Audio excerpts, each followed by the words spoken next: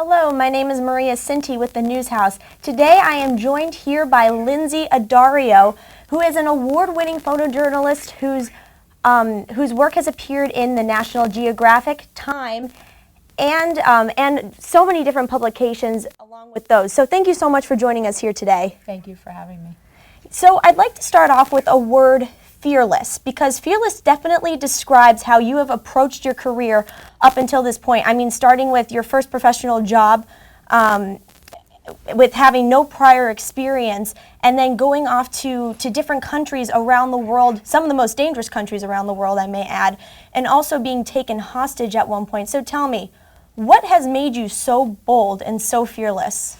So, first of all, I definitely don't think I'm fearless. I think it may appear to people who have not done this work that I'm fearless, but I think one of the main skills of someone who covers war for a living and a journalist who is a war correspondent is you have to manage the fear. So for me, it's all about I go into a situation, I'm aware of the risks, and I figure out, and of course I'm scared, and I have to figure out how to manage that. Where do I put it? How do I have to understand where it's coming from. Is it justified? What the risks actually are? And then how do I move forward and continue to do my work? I have been taken hostage. I've been taken hostage twice, actually. Once in Iraq in 2004 when covering a story for the New York Times, and then again for the New York Times in 2011 when covering the Libyan uprising. And I was taken with 3 colleagues for the New York Times. And you know, despite being putting yourself, I guess, out in all of these really dangerous areas and all these dangerous war zones. I know you have a family back home. You have a son that's almost 5 years old, and I know that there have been a lot of people out there who have criticized you because you've put yourself into these dangerous situations despite having a family. So tell me, what would you say to these critics? Oh, that's easy. I mean, I think, first of all, most people who criticize me have no concept of how most of the world lives. I mean, in most of Africa and the Middle East, women who are pregnant are working. I mean, they're out there. They're out there in the fields. They're out there. Last week, I was on the South Sudanese border with Uganda, and there were hundreds, there are about 2,500 refugees crossing every day from South Sudan into Uganda. So many of those women are 9 months pregnant. They are carrying about 100 pounds of rice on their heads and walking while 8-9 months pregnant. You know, throughout my career, I've witnessed pregnant women getting on with their lives. And so I've sort of, you know, to me, that's been the norm. I don't live in the U.S. I haven't lived in the U.S. in 16 years. I grew up here, of course. But, you know, when I see women who are pregnant, who just get on with their lives, who are not hindered by the fact that they're pregnant, that was sort of, they became my role model. And so, you know, my question is, why is it such a big deal for me as a journalist to be out there pregnant when there are pregnant women all over the world getting on with their lives? Why are they not all up in arms about them, you know? It's very true. And moving on to your photography more specifically, you say you became a war photographer by accident. So what intrigues you about war? It's not an intrigue. I just think it's very important for people to see what happens, not only on the front lines, but on the periphery of war. So, you know, civilians often pay the largest price. Women and children suffer tremendously, as do men. But I think for me, most of the work that I find interesting is focusing on non-combatants, the people who are not actually fighting.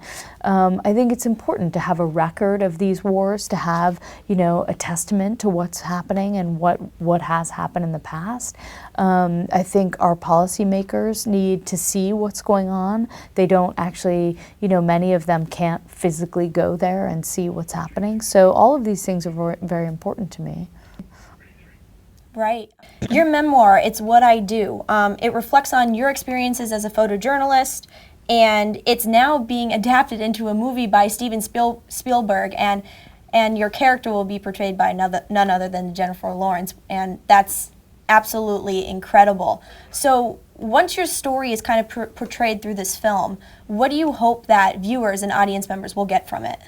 So the book has been optioned by Warner Brothers, and right now, yep, Jennifer Lawrence and Stephen Spielberg are signed on. And for me, the most incredible thing about that is the fact that it'll reach, these stories, the stories of war, the stories of women, of civilians. They will reach such a greater audience through Hollywood. I mean, that's an audience that, my book came out in February of last year. The paperback is coming out in a few weeks, actually on November 8th.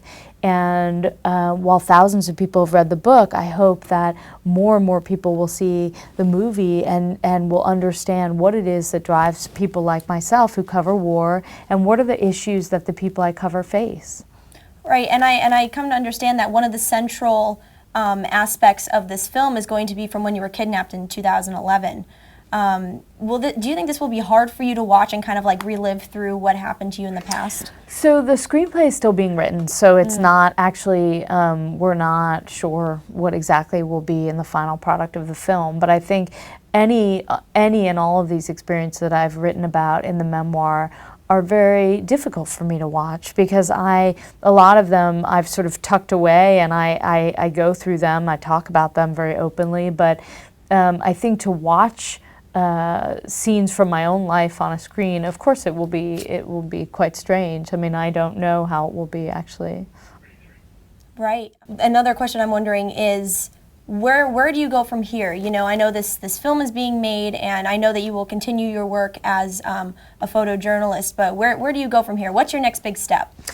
I just keep going forward. I don't really foresee a huge change in my life. I mean, I'm still shooting all the time. I'm still doing a lot of speaking engagements. I am a mother. I'm a wife. I have, at this point, I would like to sleep for a few weeks, but, I think, where do I go from here? I keep going forward. I don't, yeah.